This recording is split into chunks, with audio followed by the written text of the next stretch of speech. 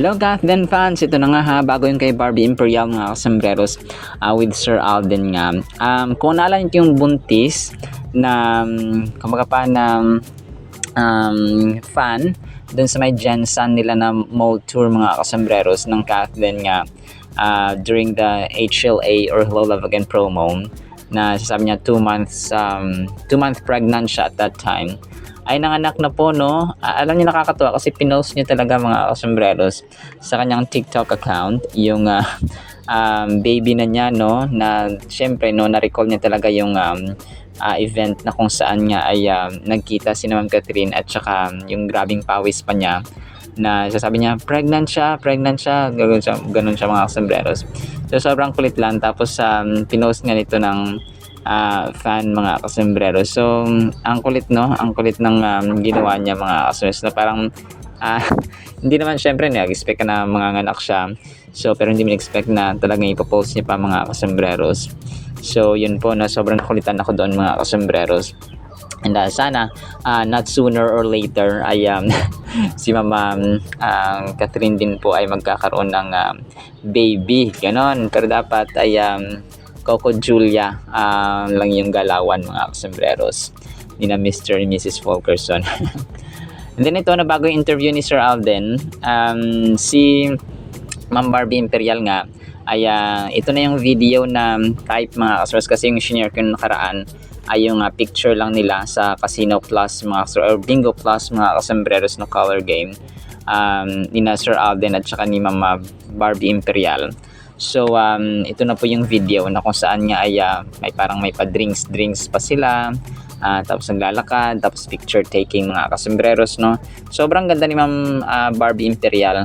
Pero dito ko na bilang parang side comment ko, hindi lahat ng pleasing sa harapan mo or kung pa maganda sa physical ay yun na agad yung asawahin mo or gagawin mong girlfriend. So hindi po ganun mga sis, no. Pleasing at saka attractive sa mata, yes, but not to the heart. Okay, bilang kaibigan at saka co-worker, no, bilang katrabaho lang mga kasembreros ang ang turingan dito ni na Sir Alden at saka ni Ma'am Barbie Imperial. Ang tao kasi pag nakita na nagpa-picture lang ng sabay na magkasama, siniship na agad, no? Si Ma'am Barbie Forteza at saka si Sir Jameson Blake. Para nakita ko may yung mga tao siniship din siya, no, from Barda to Sir Jameson Blake mga kasembreros. So magkaibigan lang sila sa industriya mga kasembreros, yung iba magkatrabaho lang.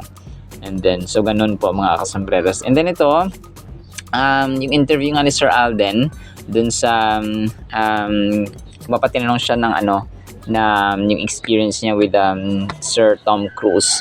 So ang nangyari pala dito, ngayon ko lang din nalaman na parang hindi pala dapat allowed yung mga hindi parte sa invited na kumausap, lumapit at saka makausap si Sir Tom Cruise mga kasembreros. Kasi may mga vloggers, mga influencers at saka mga social media personalities lang pala sila na in-invite, no, or inallow na pwedeng kausapin yung team ng Mission Impossible The Reckoning.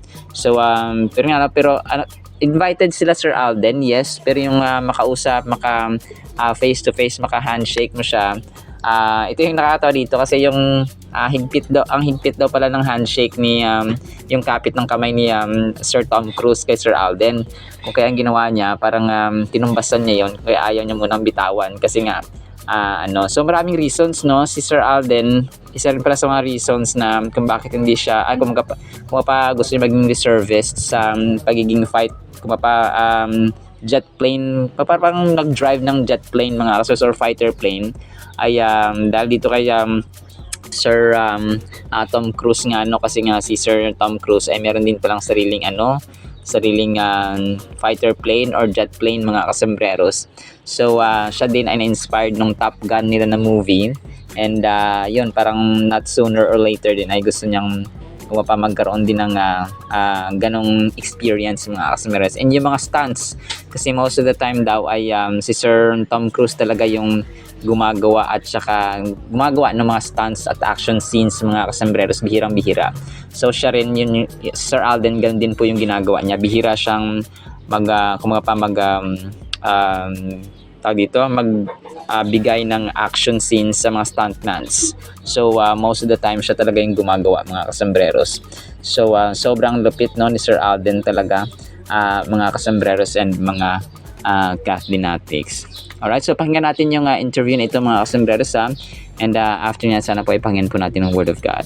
Sobrang surreal lang yung moment kasi syempre nung lumipad kami doon, hindi naman kami na-promisan na may chance talagang makamit and greet si Mr. Tom Cruise. But nagkaroon ng opportunity, mabait yung team niya, and apparently binigyan niya ng chance na ma-meet and greet siya nung mga influencers and celebrities that they invited for the premiere. So siguro, wow, ngayon, nagre-reminisce ako, hindi ko na naman alam, na-excite na naman ako with the thought of it. But, yun parang, technically, I've been watching Tom Cruise in the past, 20 years of my life. And meeting him was an opportunity of a lifetime. Tapos, the reason why I was, after the handshake, during the handshake, kaya hindi ko, binitawan yung kamay niya because ramdam ko yung firmness ng handshake niya. Kaya dinalaw ako pa just to show respect, and I told him basically everything on how he inspired me with all of his work, his yung stature niya of being an actor, yung mga nagawa niyang pelikula. Basically sabi ko po sa kanya na siya yung inspiration ko kung bakit hindi ako sa stunt double with most of my action scenes. Pero pag sobrang delikado na, syempre, doon na tayo nagpapadouble. And at the same time, siya rin yung sinabi kong, because of Top Gun Maverick, siya yung naging inspiration ko to be a reservist pilot ng Philippine Air Force. Kasi sobrang angas niya magpalipad ng jet. At meron siyang sariling jet. Fighter jet. So, yun, pinasalamatan ko po siya with everything. Sabi ko, thank you so much for your work and for inspiring a lot of people, not only people but most of the time you inspire a lot of actors like me. And sabi ko, I hope I can work with you soon. Tapos niyakap niya ako. Tapos nagulat nga rin ako with that opportunity. So I'm just so happy it happened. It's a blessing. It's a humbling experience because I saw how Tom Cruise relates also to people. Ramdam mo yung sincerity niya talaga. He looks you in the eye. He listens to you intently. Ganun din siya with all of his fans.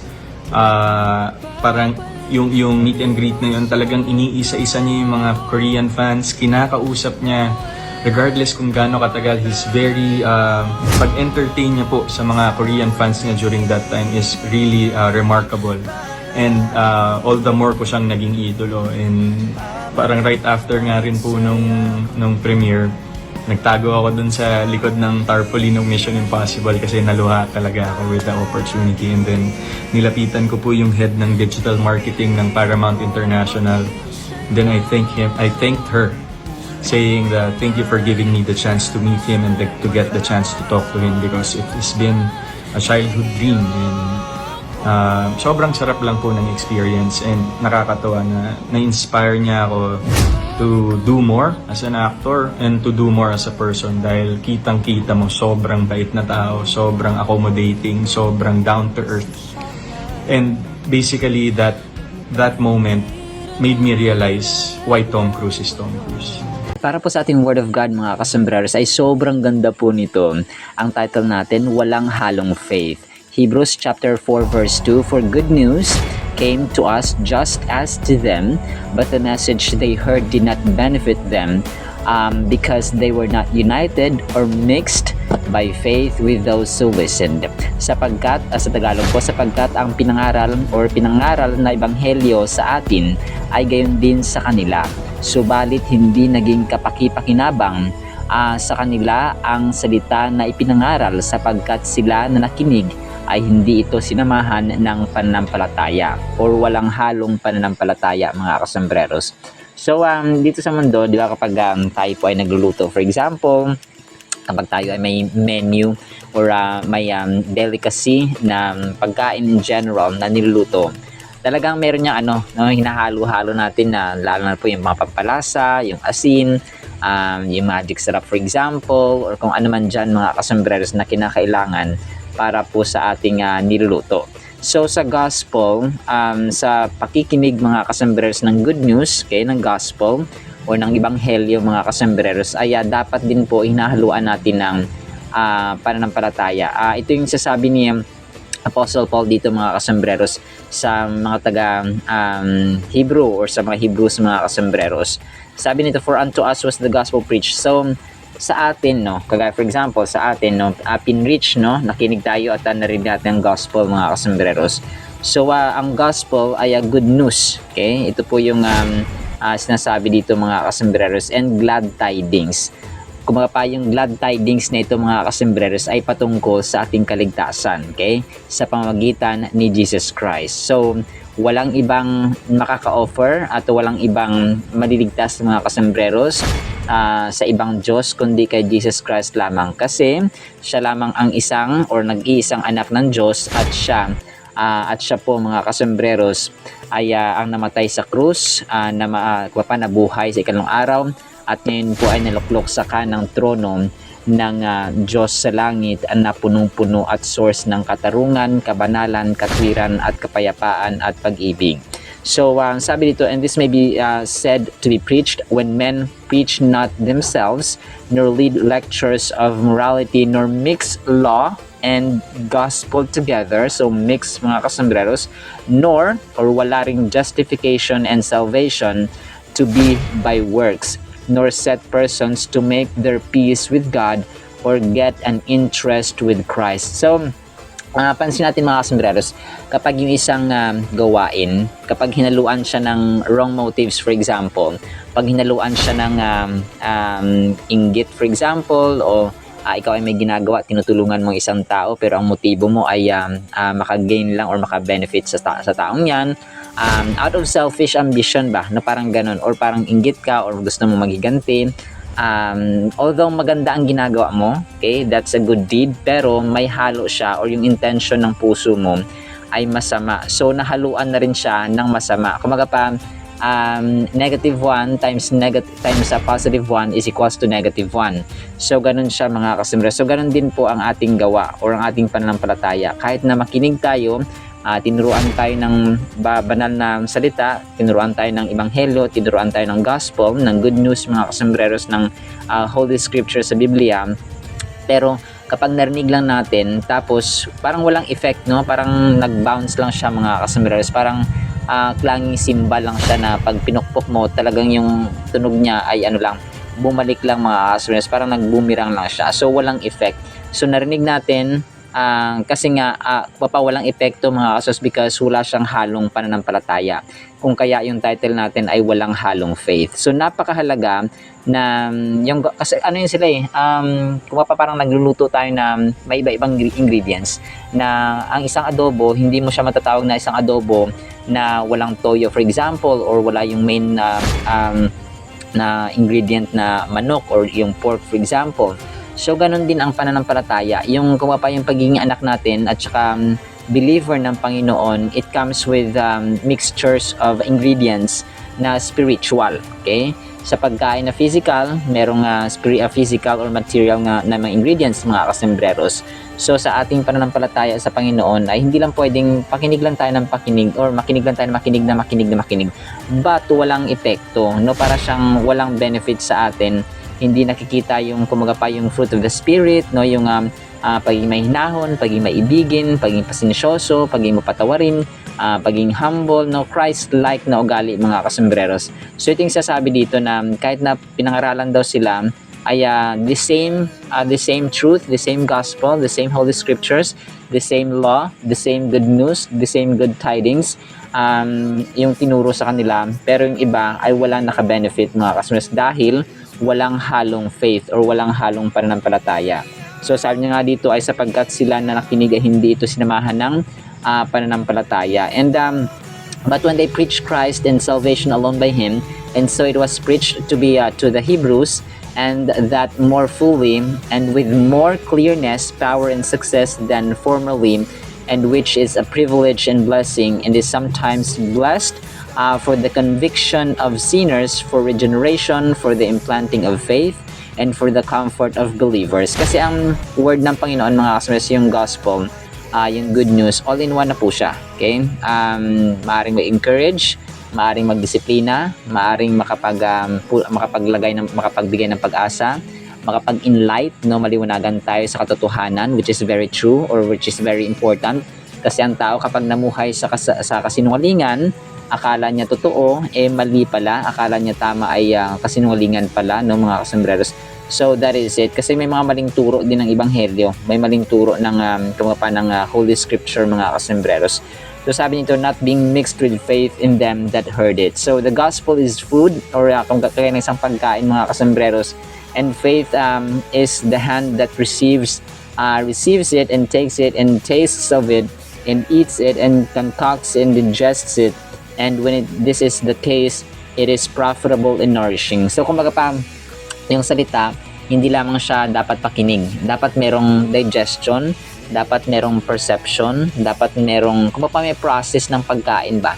Diba, yung isang pagkain, material food ay isusubo natin, tapos nunguyain, tapos lulunukin, tapos i-digest, tapos nourish ng ating mga ng ating katawan, mga kasambreros. So ganoon din po ang gospel or ang good news, mga kasambreros. So ang faith dito, ito yung prerequisite ng pag-claim natin ng promesa ng Panginoon. So kung wala ang faith at hindi natin haluan ng faith, mga kasambreros, yung salita, ay useless din po, no? Parang nakikinig lang tayo without believing the word. So nakinig ka lang, so okay, so you don't have your attention, tapos parang ano na siya, parang hearing lang siya, hindi siya listening, you don't have you're not putting your attention to the word of God. Believers are to unite the promises of God to faith. We need to make God's promises our own by faith. God's individual promises to the believers are dependent on Him believing them. So faith carries different ideas in different contexts of the New Testament. We can speak of our faith as the corpus of what we believe. So faith in the Hebrews. So napakahalaga ng faith. Kumbaga pa, kaya ang sasabi, di ba, yung dapat nananatili sa atin ay faith, hope, and love. Although, okay, mas mataas or pinakamataas ang love, mga kasambreros, na dapat sa atin, ay hindi pwedeng maiwan ng faith, mga kasambreros, kasi ito yung nakakapag-attract sa Panginoon sa atin. Kasi hindi ka naman pupunta at hindi ka dudulog sa Panginoon kung hindi ka naniniwala na kaya niyang gawin ang lahat ng bagay. Alright, so as simple as that, mga kasambreros. So kailangan maniwala ka, no, at naniniwala ka through faith na ang bagay at yung hinihiling ay gagawin ng Panginoon, mga kasambreros. And if not, He has better plans for us and for you. Alright, so now po in the meantime, nawa po ay pagpalain po tayo ng pag-ibig, pananampalataya at pag-asa in the mighty, holy, sweet, magnificent name, the source of our faith, Jesus Christ. And everyone said, Amen and Amen. See you sa next segment, mga kasambreros, and paalam po.